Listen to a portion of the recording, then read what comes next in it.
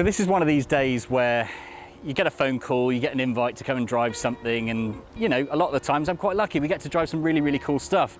And then every so often the phone rings and it's, would you like to come and drive something a bit more special, a bit more powerful, a bit more exciting? And well, look, that is a Zenvo, a very small production hypercar, 1,177 brake horsepower and less than 1.5 tons. Let's also mention 1,200 Newton meters of torque. This is a fast car. There is so much carbon fiber on this car, so much. And the carbon fiber itself is built by Zenvo, as is the engine, as is the gearbox, as is the infotainment system, as is even the ventilation system inside the car. Everything is built in-house by the people that have made this product. Now think about that for a second. Think of low production hypercars and supercars. The thing to do is to take an off-the-shelf engine and an off-the-shelf gearbox, because that's easy. But not for Zenvo, because that wouldn't be good enough. What they've done is they've produced their own engine, a 5.8 litre twin supercharged flat plane crank V8. That's like racing car territory. They've also developed their own gearbox because, of course, taking one off the shelf just wouldn't be good enough. And it's a straight cut gearbox, and it's a dog box, which means you fire through the gears like you would in a race car, and it just works. But it also works at low speed. You can drive this thing calmly, slowly. It doesn't feel like you're being jolted around as you'd expect to be in a race car. It just somehow works. Even the wheels are developed in-house and unofficially are the lightest carbon fiber wheels you can buy anywhere in the world. And who makes them? Zenvo do. And then there's something else really exciting beyond the wheels that are made in-house and the carbon fiber that's made in-house and the gearbox in-house and engine in-house. There's this, the rear wing. Now this is a fully tilting rear wing. So forget just your usual air brake and drag reduction. This thing also goes side to side, and it's not a gimmick. It's a real thing that works. On a central pivot, as this car goes round the corner, the wing will accommodate the downforce by going up and down either way, seesawing from the middle here. And then something else you might have noticed is this, a big scoop.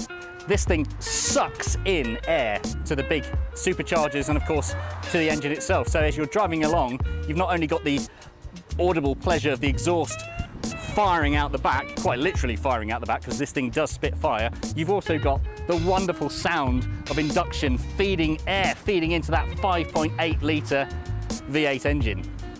It's a pretty incredible thing. But I know what you want to see, and it's also what I want to see too, and feel and experience and enjoy, and that's a drive. So I'm going to find Alberto, one of the development drivers for Zenvo, and we're going to go for a little spin on the road. So let's talk through some of the stats on this car, because we've had a look around the outside. We can see some pretty radical shapes, some radical designs. This is a car that ultimately has been designed to be a racing car, is that right? Yeah, it's a track-focused car. I mean, obviously road legal, we're EU6 emission approved and we're TUV approved. So it's a production hypercar for the road. Yeah, stats-wise, it's our own in-house 5.8 litre V8 twin supercharged engine.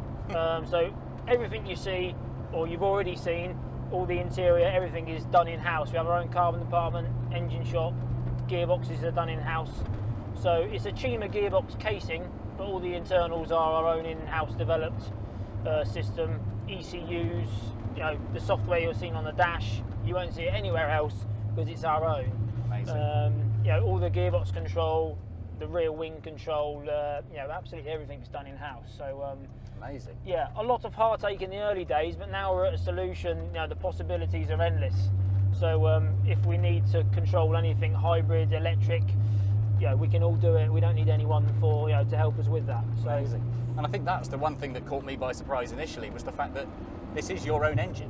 You've not pulled an engine out of another manufacturer or off another production line. This has all been built by Zenvo. That's it. I mean, Troll's our founder. That's his kind of ethos and mentality, you know. And being in Denmark, you're kind of out of the way. You're on your own, so there isn't anyone to help.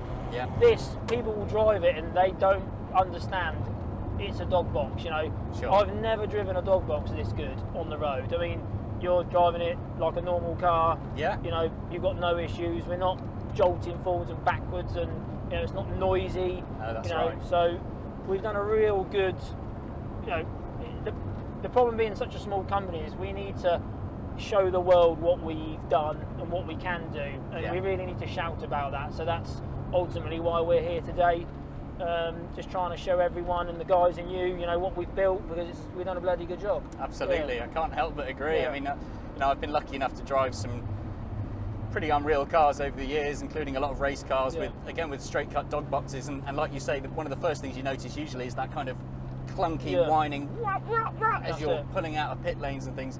This feels so smooth and refined, and in fact, I think there's a PR challenge in itself there, that you're going to get people in the car here that simply won't believe that this is not an off-the-shelf product. That's it. This gearbox feels so smooth, the engine feels so refined. You know, there's no denying we're in something that is completely raw and raucous, and yet I feel like I could drive quite a long distance in here Yeah. without feeling like I need a back massage when I get to the other end, or some sort of hearing therapy either. So let's run through some of the stats whilst we're on these slower roads as Yeah. well. So we've got 1,177 brake horsepower. That's right. Yeah. That's a lot of power. It's a lot of power, almost daunting. But again, here we are. You know, I think people think it's going to be harsh. You know, almost 12 and a horsepower. You know, people expect sort of harsh, low volume sort of hypercar, or it's not going to be refined. But you know, I'm repeating myself, but we have done such a good job. Amazing. So yeah, 5.8 litre V8 twin supercharged, 1177 horsepower, 1200 newton meters of torque. It's 7-speed dog engagement gearbox, and the top speed is 325 kilometers. But that's because we've shortened the gear ratios, because this is a track focused vehicle. Our TS1 model, which is we class as the comfort model without the aero, slightly different interior but pretty much very similar, that will go to 375. If you just go for it now, I'll go for it. Wow.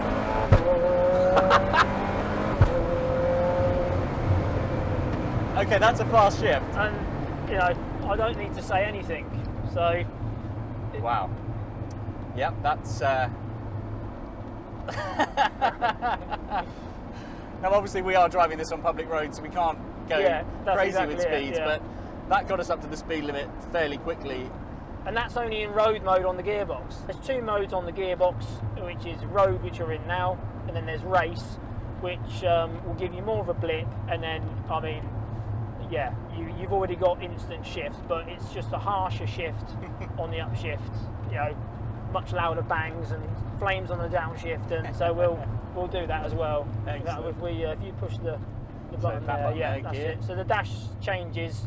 It's more of a track-focused gauge. It's more Yeah. a bigger display for the gears. But again, it's usable on the road. It's not, you know, you could drive it in race all the time if you wanted to.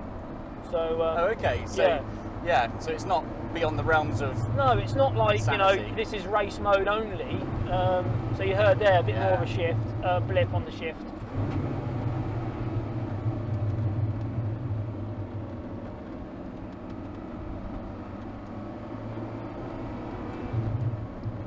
Yeah, you're right. Absolutely. I mean, you're low end. I'm shifting here from 3,000 to 4,000 RPM, Yeah. and it's everything you'd expect it to be. You know, Yeah. I'm even thinking back to the old SMG boxes on CSL M3s and things. If you put Yeah. that into full harsh mode, that shift would be like a kick in the back, even at that sort of speed. Yeah. And that can be fun, you know, for a bit. That's at the it. point that you want to have, you know, you don't always want that boot up the backside until you're absolutely pinning it. Yeah. So the gearbox on the TSR-S is manual. It's always manual. There's no auto mode, but it will shift down for you if you're pulling up to the lights. Yeah. You know, and you're just feeling lazy. The TS1 has an automatic mode, the comfort car. So yeah, it's, you know, this is where the time's been taken. It's the everyday software, the mapping, you know, the control. You know, anyone can make an engine go full power and the gearbox go full shift. That's not the hard bit. The hard bit's the everyday usability of it. Yeah. So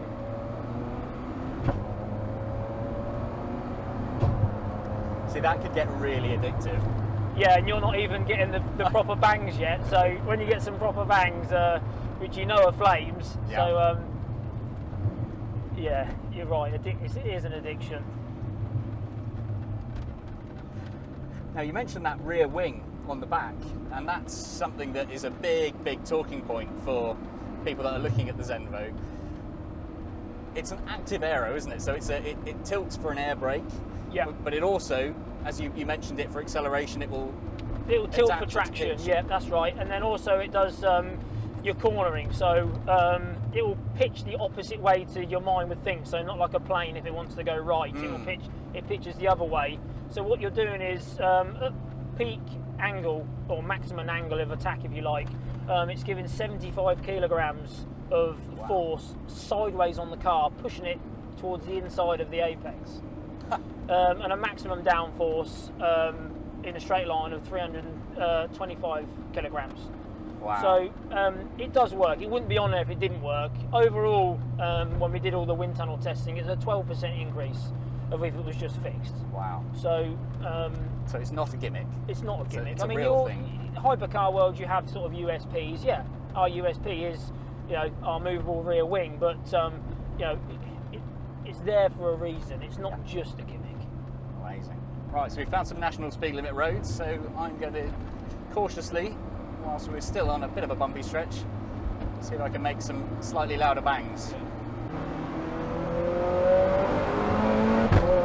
Whoa!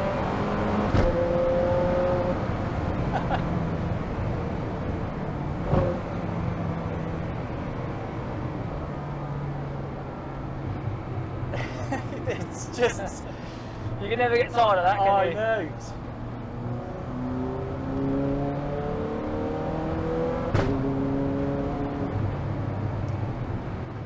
This is, in a strange way, the closest thing I've driven on the road that feels to a race car, and yet still feels so refined, and that's what's kind of bending my mind a little bit. I can't work out how something can feel so raw, so brutal, so absolutely, you know, pure as a driving experience, and yet I'm sat in comfort. We're slowing down now to get towards a roundabout, and I'm not feeling like I'm being thrown out of the seat. It's just everything you'd want the car to be. Again, that's what we're trying to shout about, you know. And I took the car to London and met some people and some possible clients, you know. They're in this sort of market, and, you know, why should I buy this car? And I was like, drive it. Yeah. That's the only way. You know, you could build the best car in the world, which I think we have, obviously, but it won't sell itself. You know, we need to get people in the car and actually reap our reward and let them understand and see the effects of, you know, all our hard effort and blood, sweat and tears, you know. So I'm really, really proud of where we're at, really proud of what we've created, especially being a team of 30 people. Well, that's it, and I think it can be so easy to look at small supercar and hypercar manufacturers and just assume that it might be a bit raw, it might be a bit rough around the edges, because of course you've not got the millions, if not billions, of investment money if you're a big manufacturer, say like, you know, Ferrari or Lamborghini or Pagani. It is a small outfit, and I think for that reason a lot of people might be a bit hesitant about getting into a small manufacturing company's car. But as you say, once you drive this thing, it sells itself. You kind of get tarnished with the same brush. So but the company's been formed 12 years now, you know. That's proof to people that we're not going anywhere. You know, we've got the best investors. You know, they want to progress, you know, they want to make a statement, they want everything to be perfect, and that's why we are where we are now. Yeah. I mean, all of our sort of customer feedback and test drive feedback is, wow, well that's a good road car. Yeah. You know, and it's, again, they think they're going to get in, it's going to be harsh, and it's a bit, oh god, you know, it's low volume, but we're not. We're, you know, as I say, we are. This is a fully fledged production car, you know, and it's of an OEM standard. You know, Zenvo, we are an OEM. It's just such a sensational bit of kit. Yeah. I can't get over how easy it is to drive. Yeah. Even, you know, it looks intimidating from the outside. You just never in a million years think you're going to get in and just gel with the car straight away. You always think with hypercars and supercars, often you get in and there's there's a period of time where you have to get to, you know, you get the real feel of it. You figure out all the quirks. But in this, it just feels so intuitive. It feels like, it doesn't feel like the first time I've driven the car at all. You know, it's not an alien experience. It feels like I'm getting into a very, very well thought out supercar or hypercar as well. We've got TC and ESP as well, stability control. So, and again, that's been mapped by us that it's a driver aid. So, you know, you can still go to roundabout and have a bit of a drift. You know, if you go past the point of no return, it will save you. You know, so it's not just like it cuts the power. It's that very sort of basic traction. You know, there is a stability control there. So again, it's that kind of, it's the whole package. You know, we're not early to the game and this is 1200 horsepower. There's some. We really have spent a lot of time to think of all scenarios, and you know, okay, the guys are going to be caught out in the English weather for one is terrible, isn't it, at the minute? You know, this month I've been driving the car in the rain. You know, on Cup 2s. I mean, 1200 horsepower, you'd think is going to be a nightmare, but it's not. It's ongoing development, you know, and we try and use every moment the car's out there to our advantage, because it's all data, you know, it's all data. So, And it shows, it really does. You know, even as a first impressions drive, which is exactly what this is, you can just tell that it's been well thought out. This is not a car that's been thrown together in a shed. It's not an engine and a gearbox that's been borrowed and pulled out of another manufacturer and just about works. It's stuff that's all been really thought about. The attention to detail is just phenomenal in both the appearance and the way that this thing drives. As you say, the steering feels light, the brakes feel usable, nothing's intimidating. At no point when accelerating do I feel like I'm about to lose the back end, or I'm not even really thinking about that next step of what might need to be corrected. It just does everything that you want a car to do. So, you know, for somebody stepping into perhaps a 1,000 horsepower car for the first time, it's almost like the perfect thing, isn't it? It really is.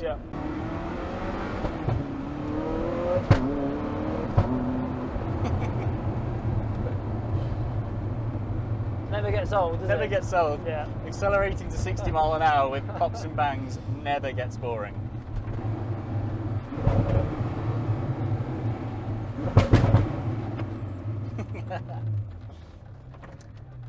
This thing,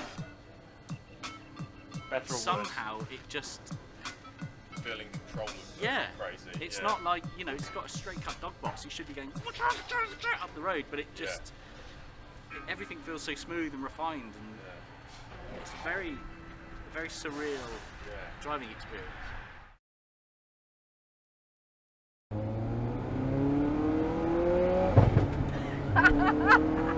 My word. You're driving faster than the others. Sorry. My word. That's insane. That gets the adrenaline going, doesn't it?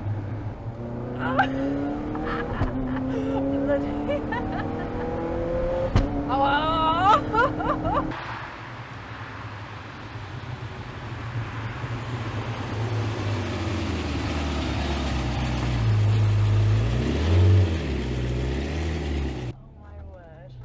Stall it if I leave no, it you're in. right. If you just stop, it'll put itself into. So, No, we're not on. We're rolling. how was that? My word. But like, so you ended your journey not really being able to speak. I understand. That is just insane. That is one of those experiences you just like, but how? No, that's insane. Absolutely incredible. There we go. Seriously. Well, that concludes today's drive of the Zenvo TSR-S. I've had a go, Amy's had a go. You can see from Amy's face what this thing is like to drive. Thanks ever so much for watching. We'll see you again very soon.